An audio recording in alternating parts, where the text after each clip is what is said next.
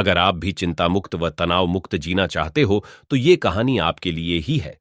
आज हम लेकर आए हैं ऐसी दो कहानियां जो हमें बताती हैं कि अगर तनाव मुक्त और चिंता मुक्त जिंदगी जीना चाहते हो तो कैसा जिया जाए और हमें ऐसा क्या करना चाहिए जो हमें चिंता की हमें कभी चिंता ही ना हो। आइए शुरू करते हैं आज की कहानी। गौतम बुद्ध की प्रोत्साहित करने वाली कहानियां जीवन के गहरे सत्य और मानवीय मूल्यों को सरल और प्रभावशाली तरीके से प्रस्तुत करती हैं। उनकी शिक्षाएं आज भी उतनी ही प्रासंगिक हैं जितनी उनके समय में थीं। इस कहानी में भी बुद्ध की करुणा, दया और जीवन की सच्ची खुशी के बारे में एक महत्वपूर्ण सीख है। बहुत समय पहले मगध राज्य के राजा बिंबिसार बहुत ही धनी और शक्तिशाली थे। उनका राज्य समृद्ध था और लोग उन्हें एक न्यायप्रिय शासक मानते थे। लेकिन राजा बिंबिसार के जीवन में एक समस्या थी। वह हमेशा तनावग्रस्त और असंतुष्ट रहते थे। उनके पास सब कुछ था, परंतु उन्हें सच्ची खुशी का अनुभव नहीं हो रहा था। एक दिन राजा बिंबिसार ने अपने मंत्री से कहा, मुझे सब कुछ होते हुए भी संतोष नहीं है। क्या कोई ऐसा उपाय है जिससे मैं सच्ची खुशी प्राप्त कर सकूं?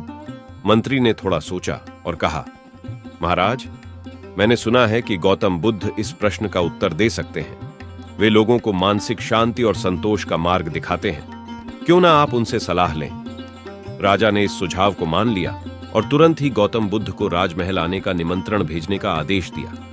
कुछ ही समय बाद शाही दूत ने बुद्ध तक संदेश पहुंचाया और उन्हें राजा का निमंत्रण दिया। गौतम बुद्ध ने दूत के संदेश को स्वीकार कर लिया और अगले दिन राजमहल पहुंचे। राजा बिंबिसार ने बड़े आदर के साथ उनका स्वागत किया और कहा, भिक्षु, मैं सच्ची खुशी की तलाश में हूं। मेरे पास सब कुछ है, परंतु मन में असंतोष है। कृपया मुझे इस स्थिति से बाहर निकालें। गौतम बुद्ध ने शांति से कहा, महाराज, सच्ची खुशी एक आंतरिक यात्रा है। मैं आपको एक कहानी सुनाना चाहता हूं जिससे आपको आपकी समस्या का समाधान मिल सकता है। गौतम बुद्ध ने कहानी शुरू की। एक समय की बात है। एक छोटे से गांव में वीरेंद्र नामक व्यक्ति रहता था। वह बहुत ही दयालु और गरीब था, परंतु हमेशा दूसरों की मदद करने के लिए तैयार रहता था। वीरेंद्र के पास बहुत कम संपत्ति थी, परंतु उसके दिल में करुणा और सेवा की भावना थी।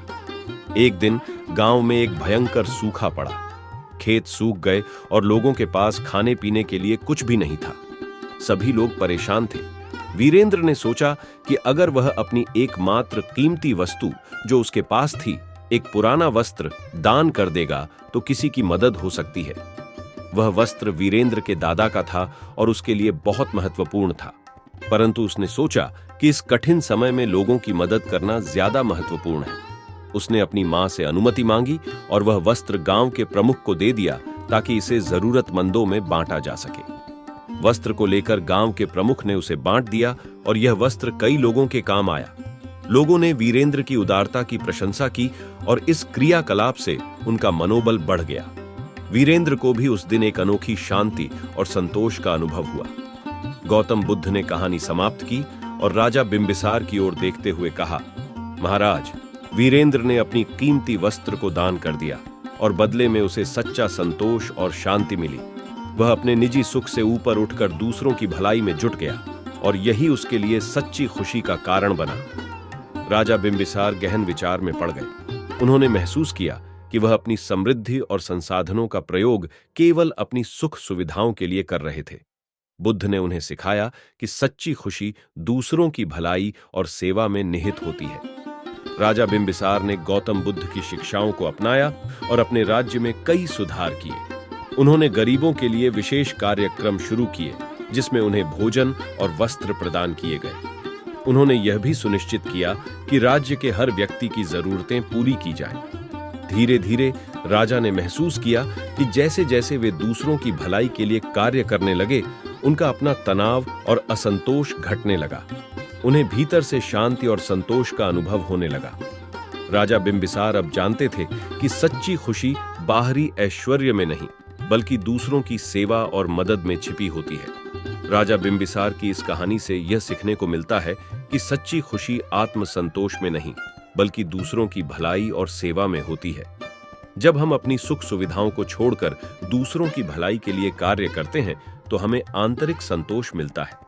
गौतम बुद्ध की यह शिक्षा न केवल राजा बिंबिसार के लिए बल्कि हम सभी के लिए प्रासंगिक है। हमें अपने जीवन में संतोष और शांति प्राप्त करने के लिए अपनी समृद्धियों और संसाधनों का सही उपयोग करना चाहिए।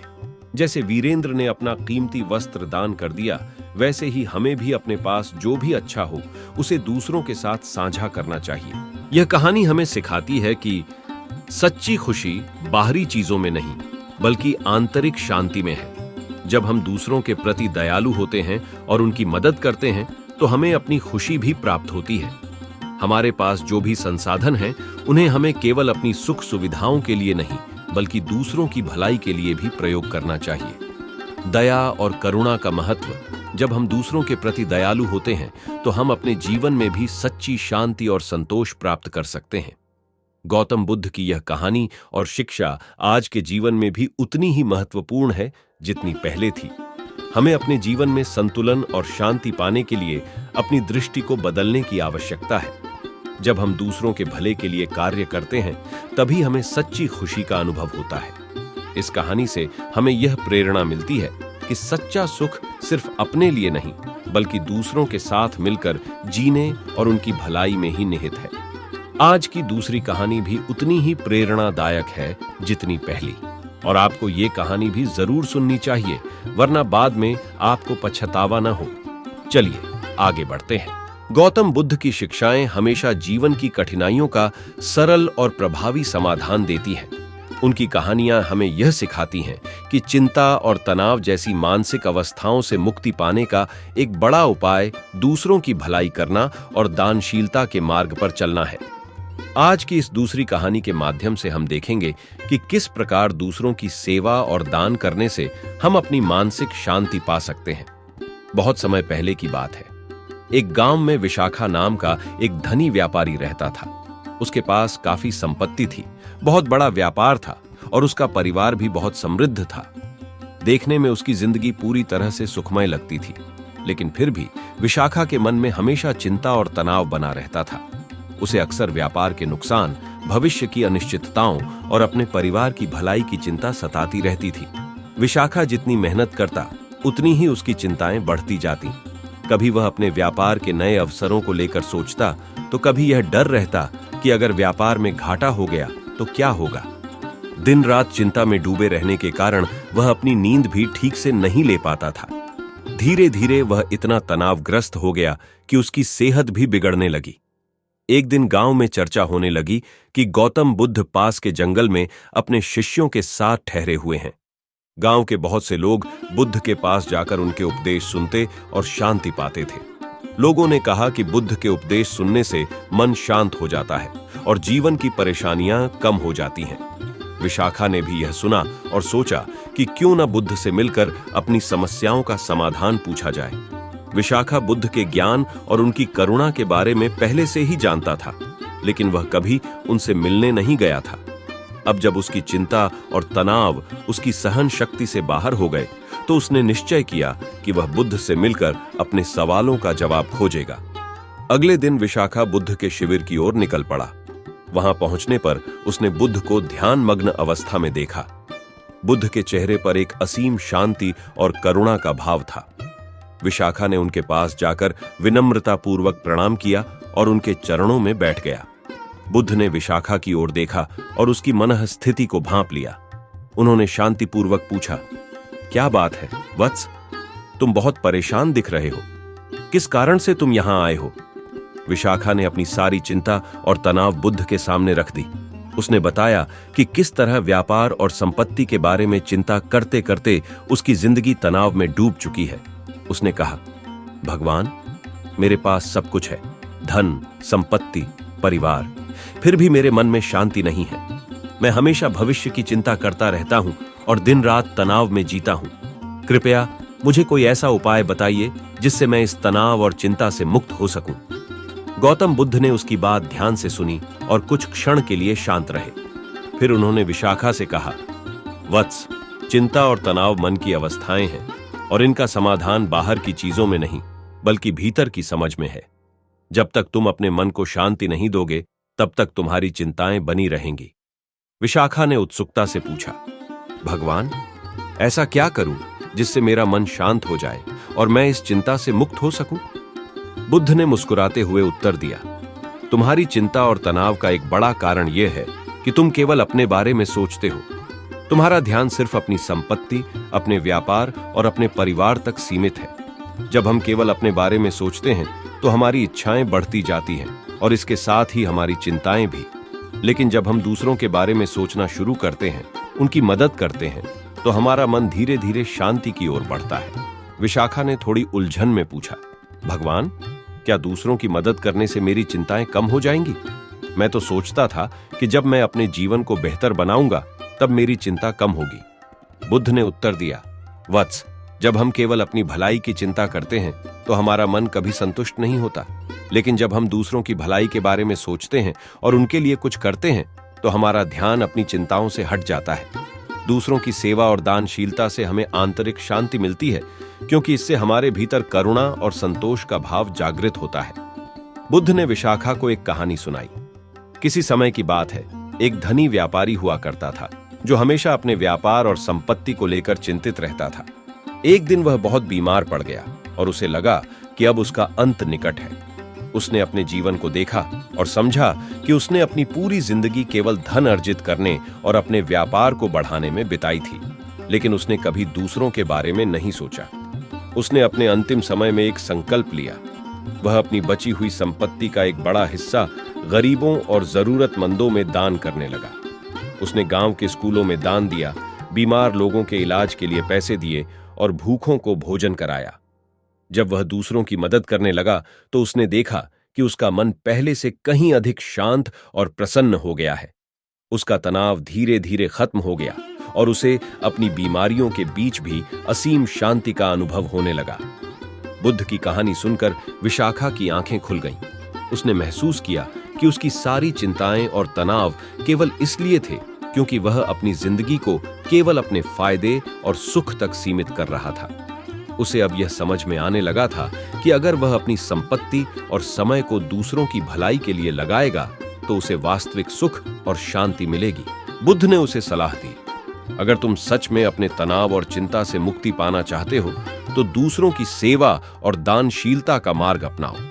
हर दिन कुछ न कुछ ऐसा करो जिससे किसी और की भलाई हो, चाहे वह गरीबों को भोजन देना हो, किसी जरूरतमंद की मदद करना हो या फिर किसी बीमार की देखभाल करना हो। जब तुम दूसरों के लिए कुछ करते हो तो तुम्हारा ध्यान अपने दुख और चिंताओं से हट जाता है और तुम्हारे मन में करुणा का स्थान आता है। करुणा ही वह माध्यम है जिससे मन की सारी अशांति समाप्त हो जाती है।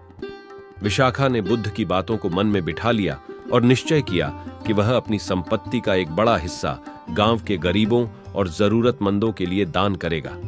उसने अपने व्यापार में भी यह नीति अपनाई कि जो लाभ होगा उसका एक हिस्सा समाज की भलाई के लिए लगाया जाएगा।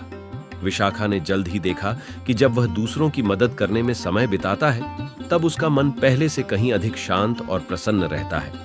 उसके व्यापार में भी अनुकूल परिवर्तन आने लगे, लेकिन सबसे महत्वपूर्ण बात यह थी कि उसकी चिंता और तनाव धीरे धीरे कम होने लगे। उसे अब भविष्य की अनिश्चितताओं का डर नहीं सताता था, बल्कि वह हर दिन अपने जीवन में शांति और संतोष का अनुभव करने लगा था। विशाखा की यह नई सोच और कार्यशैली पूरे गांव में फैलने लगी। अब गांव के अन्य लोग भी विशाखा के कार्यों से प्रेरित होकर दान और सेवा के कार्यों में जुट गए। गांव का वातावरण बदलने लगा, लोग एक दूसरे की मदद करने लगे और पूरे गांव में शांति और समृद्धि का माहौल बन गया। बुद्ध ने एक बार फिर इस गांव का दौरा किया और देखा कि गांव के लोग अब पहले से अधिक शांत और संतुष्ट हैं। विशाखा ने बुद्ध के चरणों में गिरकर कहा, भगवान, आपने मुझे सच्चा मार्ग दिखाया। अब मुझे यह समझ में आ गया है कि चिंता और तनाव का असली समाधान दूसरों की भलाई और सेवा में है। तो ये थी आज की हमारी दोनों कहानियां। गौतम बुद्ध की ये दोनों कहानी हमें यह सिखाती है कि चिंता और तनाव को केवल अपने बारे में सोचने से नहीं, बल्कि दूसरों की भलाई करने से दूर किया जा सकता है।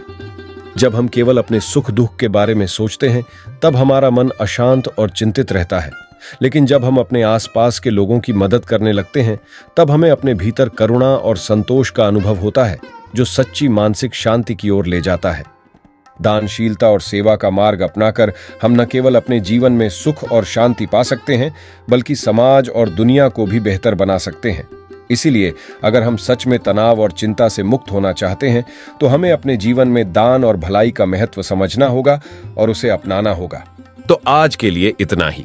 अगली कहानी में हम फिर मिलेंगे, लेकिन आप अपना फीडबैक कमेंट के जरिए हमें दे सकते हैं। और हां, चैनल को सब्सक्राइब करना न भूलें। तब तक के लिए नमस्कार।